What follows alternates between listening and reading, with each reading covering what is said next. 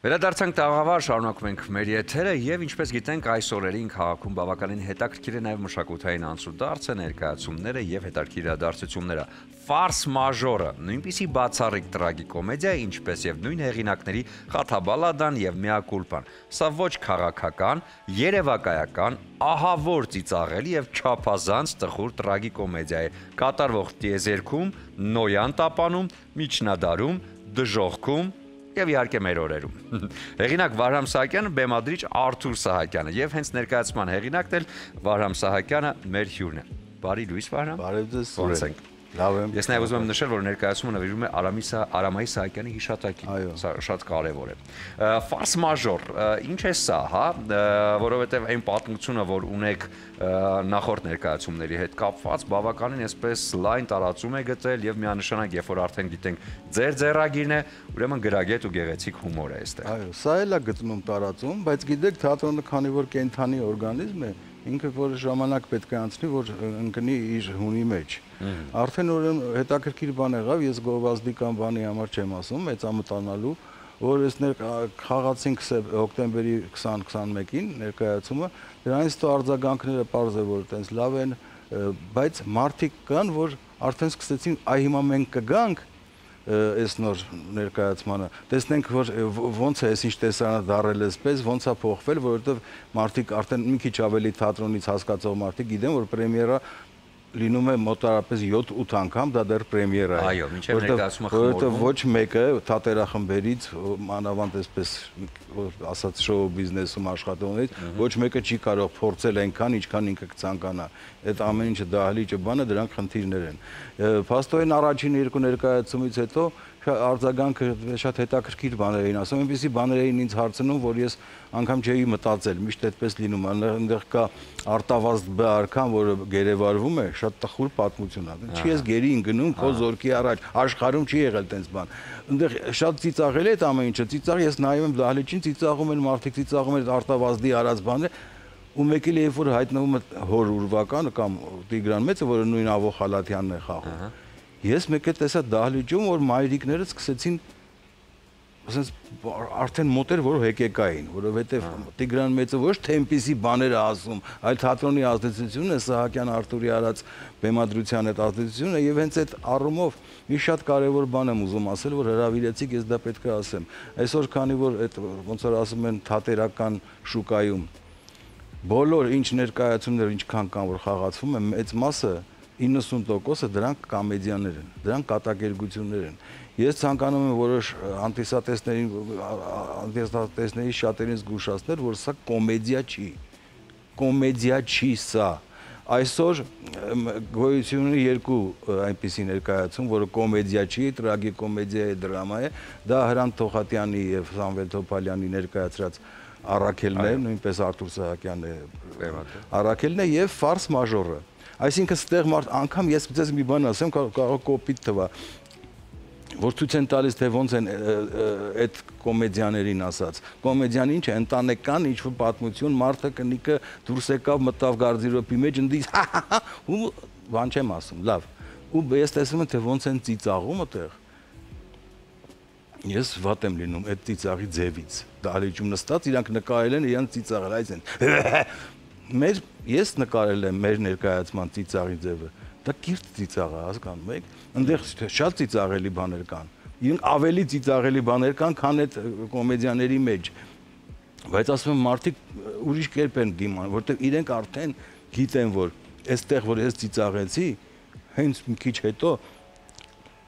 Գրիգոր Լուսավորիչը կա, որը ընդունում է քրիստոնեությունը, այդ քրիստոնեության ընդունելով մի հատ այնպես բանա պարզվում, ես չեմ կարող հիմա ասել, չեմ կարող պատմել սուրը։ Այնպես բանա պարզվում, որ ես ամբողջ դահլիճում սենց սարսուռը անցնում է, ես սենց այո, ես գիտեմ, որ պետք է այդ սարսուռը անցնի, որովհետև դա բերվում է մեր այսօրվա Արատին, այն ամենամեծ գլխավոր Արատին, լավ ասեմ են Արատին, որ խաչերի մոտ գնում նկարվում են, մոմերի մոտ նկարվում են ու տարածում են ցանցերում բանում, դա ասենք ու հետո ասում են մենք առաջին քրիստոնյան ենք։ Ես այդ մի բան եմ ասում։ Իսկ ընդհանուր առմամբ տրագիկոմեդիան սկսում է ֆարս են խաղում, այլ մոլորակային հայեր կան, այլ մոլորակային ոչ հայեր կան, գնում են դեպի Նոյան տապանը սողոսկում մի հատ ինչ-որ գոյանք, գիտեք, մարդ էլ չի, գոյանք, Նոյան տապան, Տիգրան, մի խոսքով այս բոլոր դարի եւ Սասնա ծռերը ամենակարևորը, թե ոնց են այդպես բարկայ, որն է ձեր ներկայացման մեսիջը, ներկայացում տեղով մեսիջը, ինքը մեսիջը, նորից ասեմ մի անգամ էլ, որ սա տրագիկոմեդիա է, ոնց որ դուք հիշեցեք, ես ինքս շատ չեմ սիրում խոսել հատաբալադայից ու մեակուլպայից, որովհետև շատ են հարցրել, այսքան տարիների ընթացքում հոգնել եմ, արդեն բան, ինքը իր էությամբ ավելի շատ հատաբալադային է նման, ու եւ կատակներով, եւ իմաստով, եւ այդ գաղափարական ազդեցությունից առաջացած այդ սարսուռը, այդ ամեն ինչը, այդ ցավը կա։ Մենք ունենք կարճ տեսանյութ, հիմա առաջարկում դիտենք, հետո շարունակենք մեր զրույցը, խնդրեմ։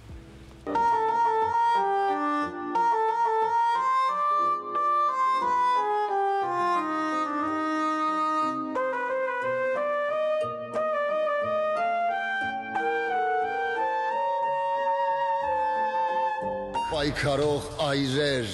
հավերժ ծվարած Facebook-ի խորքում, գրիչ են ճոճում, իրենց գալով նժդեհի զորքում։ Ոչ հավատում է, ոչ չի հավատում, ոչ էլ կասկածում, սալյուտ է խփում, սուրճ է վայելում նստած կասկադում։ Զարմանում ենք, որ հիմա մենք հասանք մեր դատաստանին։ Էս ինչ ենք անում, էս ինչ արեցինք մեր Հայաստանին։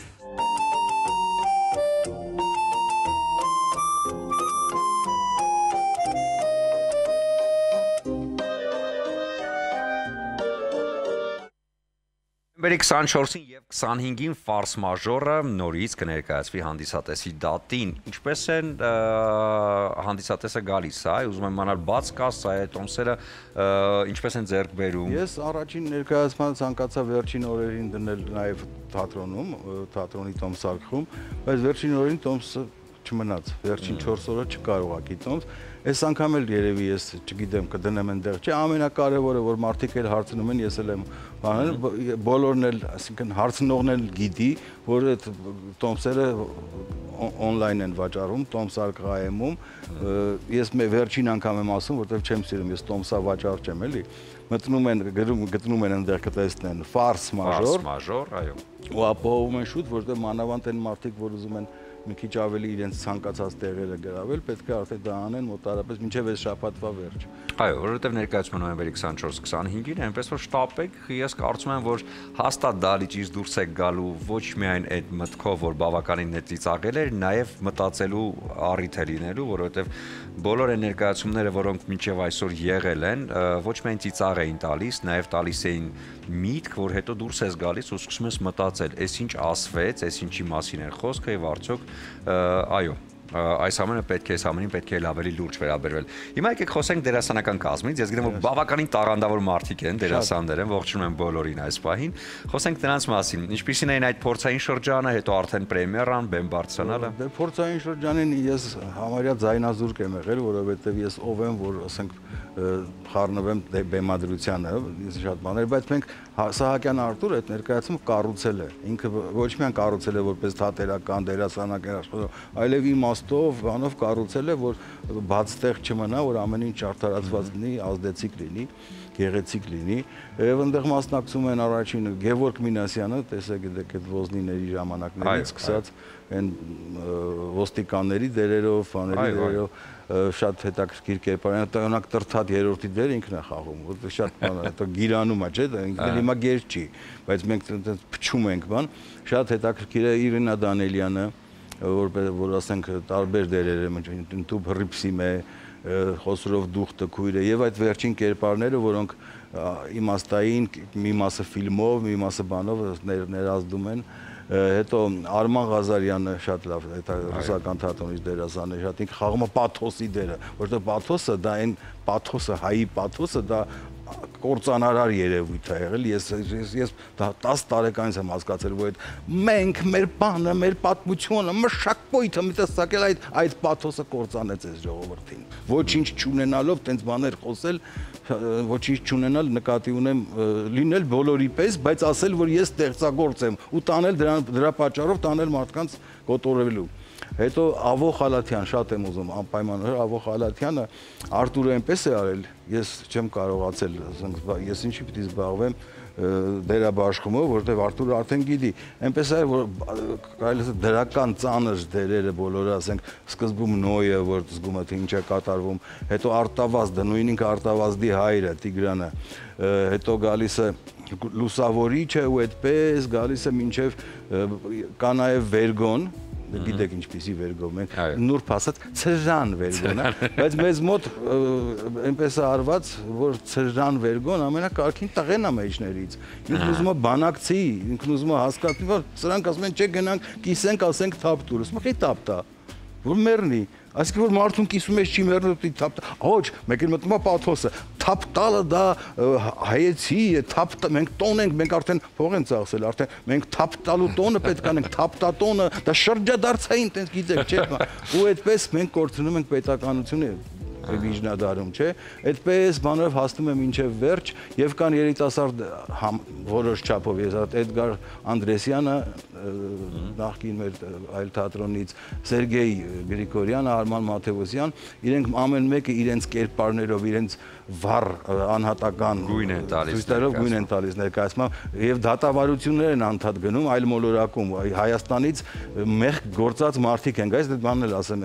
մեկը սալյուտա խփել բանի օրերին սքո օրերին մեկը էս արել մեկը այն արել մյուսներ գալիս ասում են ինչով է մեղադրվում ասում սա մեղադրվում է երջանիկ լինելու մեջ այ միշտ ճպտում է ոնց Հայաստանում ու դրա համար կան չէ ժպտացողներ։ Այո, հիշեցնեմ նոյեմբերի 24-ին եւ 25-ի ներկայացումը անպայման բաց չթողնեք, որովհետեւ շատ փոքրիկ դրվագներ ներկայացրեցինք, բայց ամենակարևորը թողեցինք, որպեսզի հենց ինքներդ վայելեք ներկայացման ընթացքում։ Ուզում եմ հաջողություն մաղթել եւս մեկ անգամ։ Շնորհակալ եմ եւս մեկ անգամ ես իրենց ասեմ, որ ինձ էլ չհարցնեն փողոցում։ Այդ տեղը ասեցի ու մանավանդ շուտ, որովհետեւ հետո ընդհանրապես ես չեմ կարողանալ հարցերի պատասխանել։ Ես ուզում եմ ձեզ նվիրել Կարմիր չոր գինին Իջևանի գինուգործարանի կողմից Սարգոնը, որը համոզված են, որ ներկայացումից հետո դերասանական կազմից կարելի է սա օգտագործենք խոհանոցային։ Խոհանոցում մենք ունենք, սա ձեր դերասանների հետ միասին ներկայացման օրը կբացենք։ Կամ իրենց շնորհակալ եմ։ Եվ քանի որ մենք մեր եթերի ընթացքում նվիրում ենք բացիկներ, արև բացիկներն են, որոնք էմոցիաներ են փոխանցում, ես ուզում եմ ձեզ նվիրել երկու բացիկ։ Մեկը ամանորի համար է, ձեր հարազատներին ու սիրելիներին նվիրելու համար։ Այստեղ բացիկներում ներառված են հայտնի երգերից ֆրազներ։ Մի բացիկը կարծում եմ շատ կարևոր կլինի նաև ձեզ համար, որովհետև այստեղ հետևյալ խոսքերն են։ Հերվից ես քեզ գոնե տեսնեմ սիրեմ, որպես կյանքից չքնախերաս, արեգակին պետք է հերվից նայել, կարելի եթե շատ մոտենաս։ Խոսքերը Արամայի Սահակյանինն են։ Եվ այս խոսքերը, այո, դարձել են երգ ու սիրվել բոլորի։ Ես ասեմ, որ մեր ներկայացումները վերջանում Արամայի Սահակյանի երգերից մեկը, որը նոր է գրվել, եւ գիտեք ով է երաժշտությունը գրել։ Սահակյան Արտուրը։ Բրավո։ Շնորհակալություն ձեզ, մաղթանք հաջողություններ։ Ստեղ շնորհակալ։ Շնորհակալություն հիմա կարճ դադար կլինի եւ հետո արդեն տաղավարում կողջունեմ մեր հաջորդ հյուրերին։